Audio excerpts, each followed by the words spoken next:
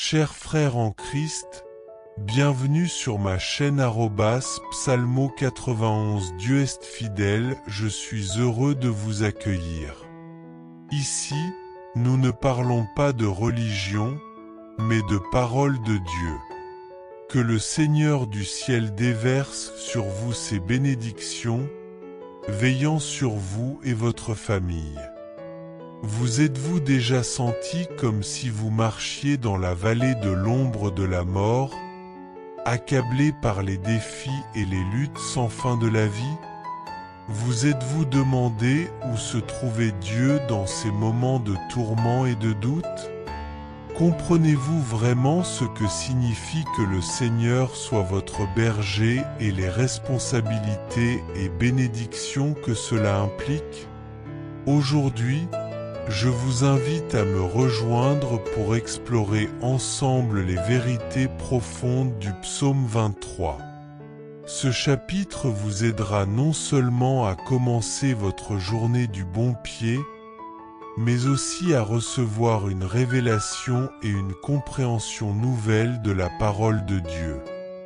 De plus, nous ferons une prière puissante au nom de Jésus afin que vous puissiez accueillir les bénédictions et la faveur divine. Mes chers amis, embarquons dans un voyage transformateur à travers l'un des chapitres les plus puissants de la Bible, le psaume 23.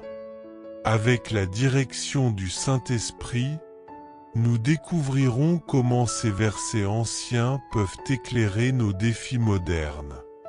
Dans Ésaïe 40, 8, il est écrit « L'herbe sèche, la fleur se fane, mais la parole de notre Dieu subsiste éternellement. » Cela montre que les vérités éternelles du psaume 23 sont aussi pertinentes aujourd'hui qu'elles l'étaient il y a des milliers d'années.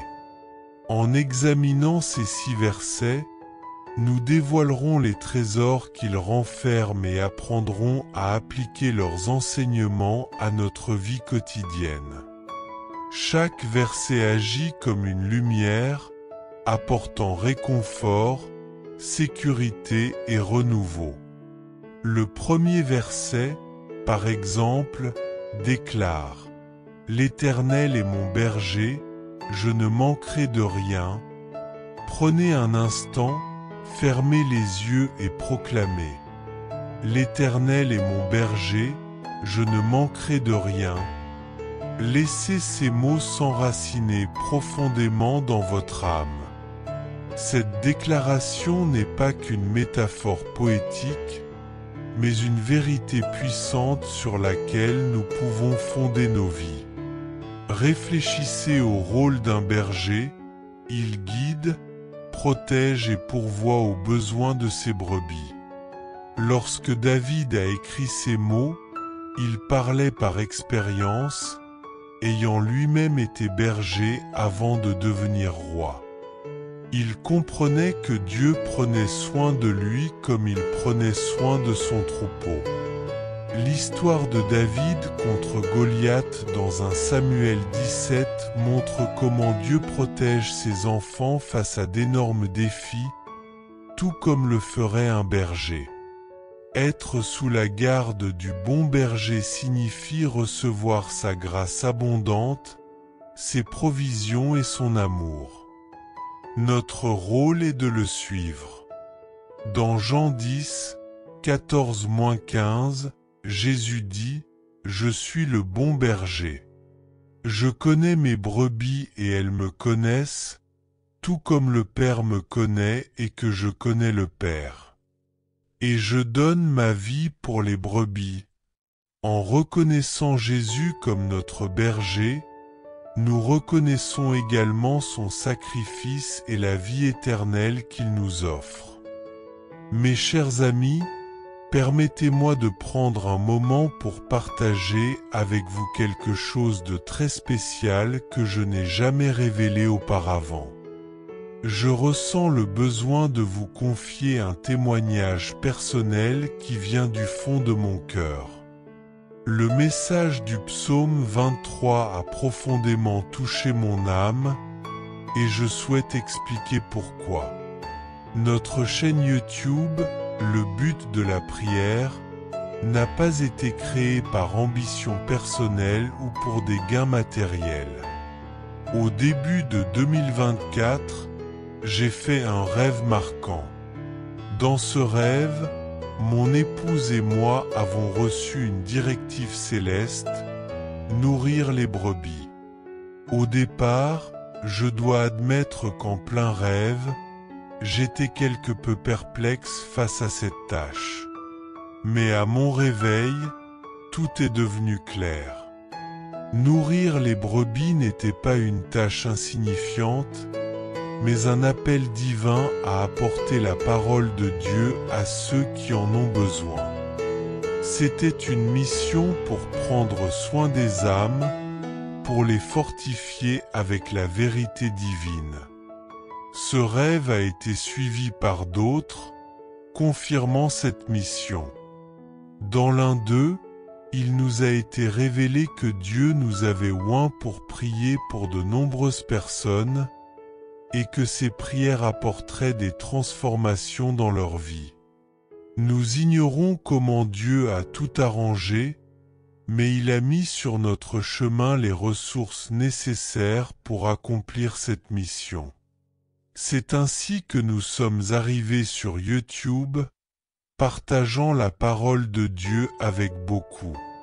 Chaque jour, nous sommes émerveillés par la manière dont tout s'est aligné divinement. Nous sommes honorés de faire partie de cette aventure et reconnaissants que vous soyez à nos côtés. À Dieu soit toute la gloire pour les grandes choses qu'il a accomplies. Il arrive parfois que nous nous égarions ou que nous soyons distraits par les préoccupations de ce monde. Mais la parabole de la brebis perdue dans Luc 15 nous rappelle que Dieu nous cherche inlassablement. Il laisse les 99 pour retrouver celle qui est perdue, soulignant la valeur inestimable qu'il attribue à chacun de nous. N'est-il pas réconfortant de savoir que lorsque nous faisons de Dieu notre berger, il répond à nos besoins, souvent avant même qu'il ne se manifeste? Cela ne signifie pas que la vie sera sans défi, mais que la provision de Dieu peut se manifester de manière inattendue. Pensez à l'histoire d'Élie et de la veuve de Sarepta dans un roi 17. Même en temps de famine, Dieu a transformé la pénurie en abondance. Cette promesse ne se limite pas aux besoins matériels, elle s'étend aussi au réconfort émotionnel et spirituel.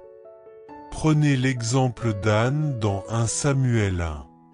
Elle était stérile et profondément affligée, mais lorsqu'elle a déposé sa douleur devant Dieu, son âme a été consolée et remplie.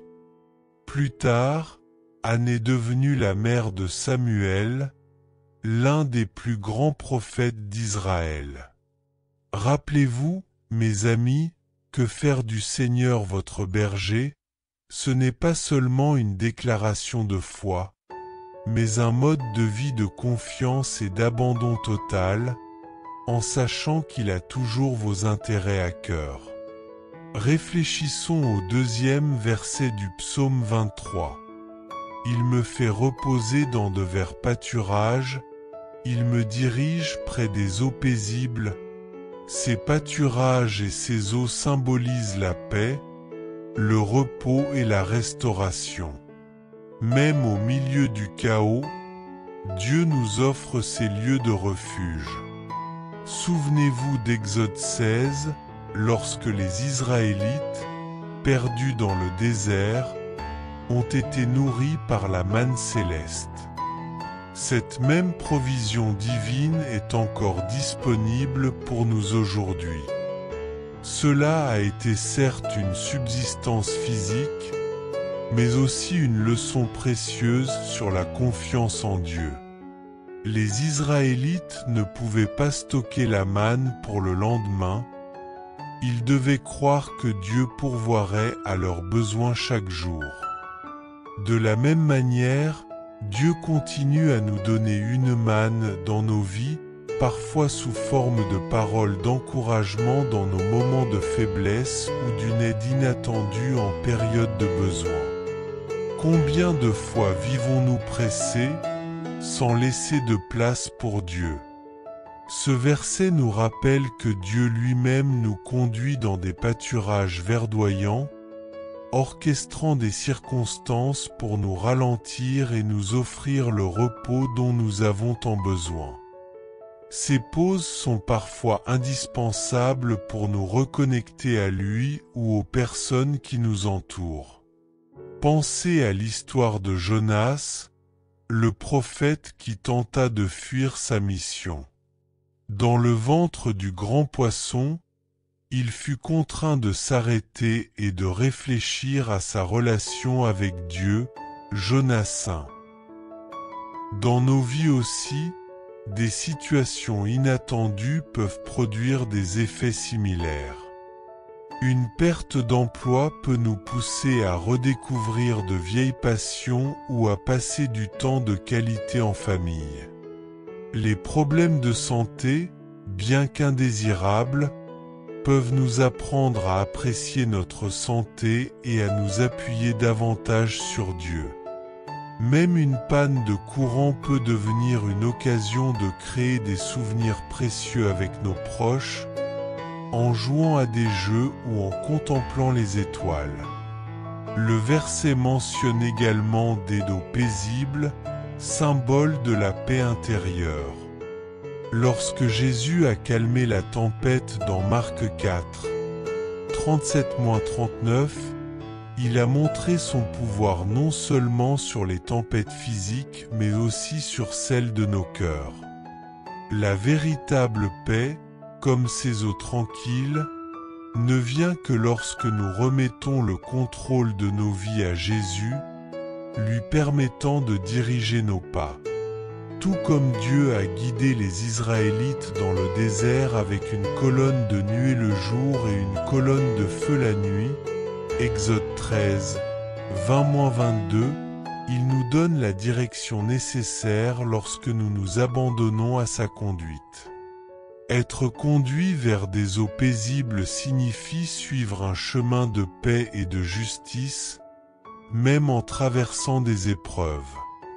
Dans Matthieu 14, 28-31, Pierre a marché sur l'eau parce qu'il avait gardé ses yeux fixés sur Jésus. De même, nous pouvons affronter les défis de la vie en faisant confiance au bon berger pour nous guider et restaurer nos âmes.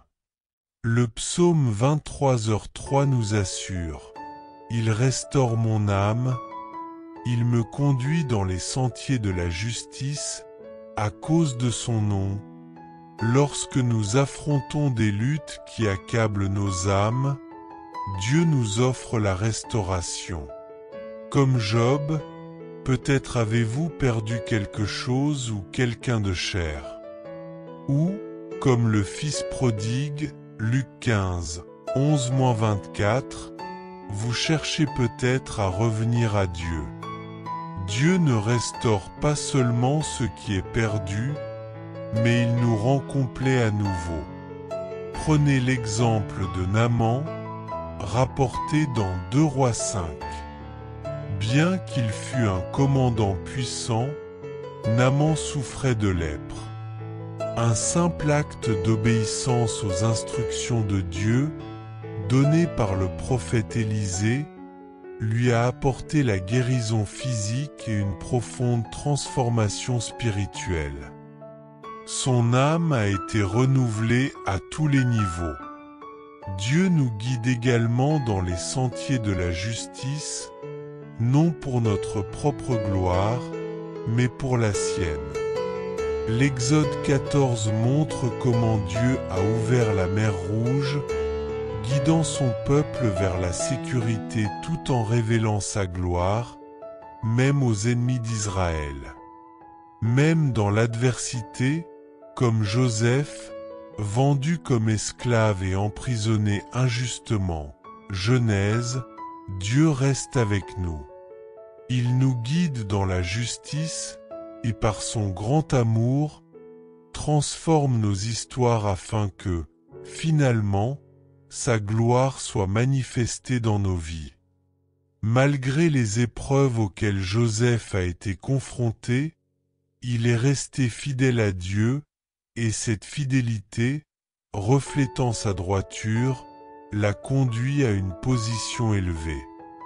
Cependant, cette promotion n'avait pas pour but de servir les intérêts de Joseph uniquement, mais de réaliser les plans de Dieu et d'honorer son nom. Si vous vous sentez perdu un jour, rappelez-vous ce verset. Dieu ne promet pas seulement de restaurer votre âme, mais il vous garantit également qu'il vous guidera dans les sentiers de la justice pour l'amour de son nom. Ayez confiance en lui pour rectifier votre chemin, tout comme il l'a fait avec Ruth, une veuve moabite qui a choisi la voie de la justice et a été honorée comme ancêtre de Jésus-Christ. En progressant dans le 4e verset du psaume 23, nous lisons « Même si je marche dans la vallée de l'ombre de la mort, je ne crains aucun mal, car tu es avec moi. Ta houlette et ton bâton me rassurent. » L'expression « ombre de la mort » nous rappelle que, bien que les ombres puissent être effrayantes, elles n'ont pas de substance réelle. L'ombre de la mort représente un environnement dangereux, mais non fatal. Pensez à Shadrach, Meshach et Abednego, mentionnés dans le livre de Daniel 3. Ils ont été jetés dans une fournaise ardente, un véritable vallée de l'ombre de la mort, mais ils en sont sortis indemnes grâce à leur confiance en celui qui marchait avec eux. La houlette et le bâton de Dieu symbolisent la correction et la direction. Dans Hébreux 12, 5-6, il est écrit « Mon fils, ne méprise pas la discipline du Seigneur et ne te décourage pas lorsqu'il te reprend. Car le Seigneur corrige celui qu'il aime. Cette correction, loin d'être négative, reflète l'attention de Dieu à nous maintenir sur le bon chemin. Le bâton, souvent utilisé pour soutenir et guider les brebis, souligne le rôle soutenant de Dieu dans nos vies. Il ne nous corrige pas seulement, mais il nous soutient également, étant notre refuge et notre fondation. Par exemple, l'apôtre Paul a enduré de nombreuses épreuves, comme des naufrages et des emprisonnements, mais a trouvé du réconfort dans la grâce de Dieu, déclarant dans 2 Corinthiens 12h9 « Ma grâce te suffit, car ma puissance s'accomplit dans la faiblesse. » Le réconfort venant de la houlette et du bâton peut sembler paradoxal, mais leur assurance réside dans la certitude que Dieu nous guide et nous protège. Pensez à Esther, qui a pris des risques considérables pour sauver son peuple. Esther 4h16 capture sa décision courageuse, soutenue par les conseils de Mardochée et sa foi en Dieu.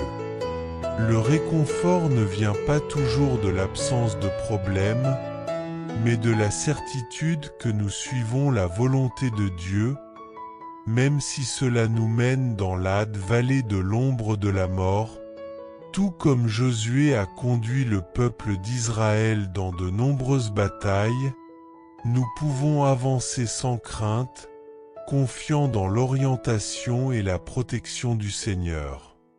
Le verset 5 du psaume 23 nous présente une image puissante. « Tu dresses devant moi une table, en face de mes adversaires. Tu oindules ma tête, et ma coupe déborde. » Ici, La métaphore passe de celle d'un berger à celle d'un hôte généreux, soulignant la providence et la protection constante de Dieu. Dresser une table suggère une intention et un soin particulier. Un exemple en est l'histoire d'Abraham et de Sarah, Genèse 18, où Dieu, malgré les limites humaines, a préparé un avenir riche en bénédictions, incluant la naissance d'Isaac. Même au milieu des défis, les bénédictions de Dieu ne cessent jamais, comme l'illustre Néhémie, qui a affronté des adversités, mais a prospéré sous la main gracieuse de Dieu. Néhémie fut chargé de reconstruire les murailles de Jérusalem malgré une opposition acharnée. Ses ennemis tentèrent de le distraire et de l'intimider, mais il resta concentré sur sa mission. Dans Néhémie 6h3, il répond avec détermination. « Je suis en train de réaliser une grande œuvre et je ne peux pas descendre. Pourquoi le travail cesserait-il pendant que je viendrais vous parler ?» De la même manière que pour Néhémie, Dieu prépare pour nous une table que nul ennemi ne peut renverser. Être oint d'huile symbolise le choix et l'habilitation divine. Cela est illustré dans l'histoire de David, qui fut oint par Samuel dans 1 Samuel 16, marquant son élection par Dieu pour un grand dessein. Quand Dieu vous oint, c'est une déclaration dans les royaumes terrestres et spirituels que vous êtes sous son autorité. L'expression « ma coupe déborde » reflète l'abondance de Dieu. Il ne bénit pas avec parcimonie, mais avec générosité. Par exemple, l'histoire de la veuve dans 2 Rois 4 montre comment le peu d'huile qu'elle possédait fut multiplié miraculeusement sous la direction d'Élisée, remplissant tous les récipients et débordant en bénédiction. Quel que soit le défi que vous traversez, souvenez-vous. Dieu a déjà préparé une table pour vous, oint votre tête d'huile et fait déborder votre coupe. Ce ne sont pas seulement des mots d'encouragement, mais une promesse divine. Il vous bénira si abondamment que même vos ennemis ne pourront rester indifférents. Dans le verset 6 du psaume 23, il est écrit « Oui, le bonheur et la grâce m'accompagneront tous les jours de ma vie, et j'habiterai dans la maison de l'Éternel pour la durée de mes jours. » Ce verset dépeint une image réconfortante de l'amour fidèle de Dieu. L'histoire de Zachée illustre parfaitement cela. Dans Luc 19, 9-10, Jésus dit « Aujourd'hui, le salut est venu pour cette maison, parce que lui aussi est un fils d'Abraham. Car le Fils de l'homme est venu chercher et sauver ce qui était perdu. » Tout comme Zachée a expérimenté l'amour transformateur de Dieu, nous pouvons aussi trouver la grâce et la rédemption en ouvrant nos cœurs à lui.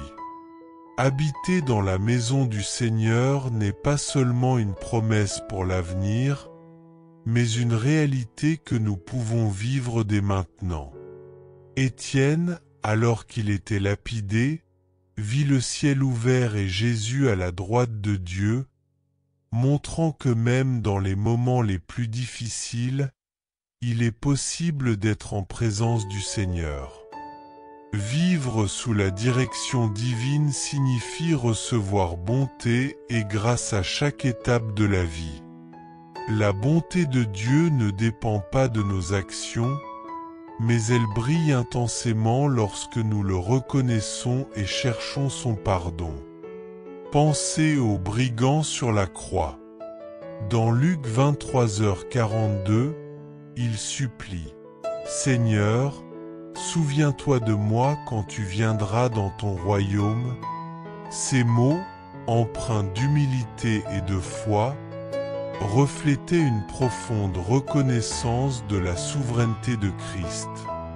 En réponse, Jésus lui promit: « Aujourd'hui, tu seras avec moi dans le paradis. » Même dans les circonstances les plus sombres, le repentir sincère et la foi nous relient à la miséricorde infinie de Dieu.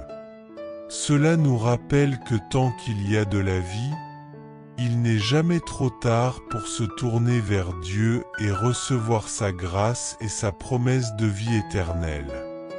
Chers amis, le psaume 23 est une source profonde de sagesse et une révélation du caractère de Dieu et de la profondeur de sa relation avec nous. Il sert de guide pour nos vies, de phare pour les égarés, de réconfort pour les affligés et d'espoir pour les désespérés. Réfléchissons ensemble à ces vérités divines et tournons-nous vers le Seigneur dans la prière. Je vous invite à prier avec moi en ce moment, afin que nous puissions recevoir toutes les bénédictions promises par Dieu. Prions. Père céleste, Dieu de toute la création, tu es notre bon berger, notre pourvoyeur, notre protecteur et notre espérance éternelle. Je loue ton saint nom. Je reconnais mes péchés et je te demande pardon.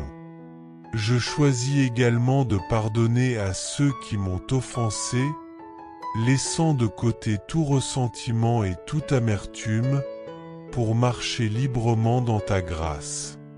Seigneur, je déclare que tu es mon berger et que rien ne me manquera. Je te rends grâce car tu es Jéhovah-Jireh, le Dieu qui pourvoit, et tu combleras tous mes besoins avec abondance, au-delà de ce que je peux demander ou imaginer.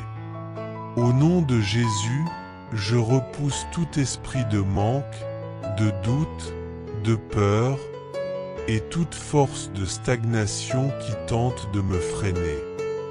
Guide-moi, Seigneur, vers des pâturages verdoyants où mon âme pourra être restaurée, et vers des eaux paisibles qui apaisent mon cœur.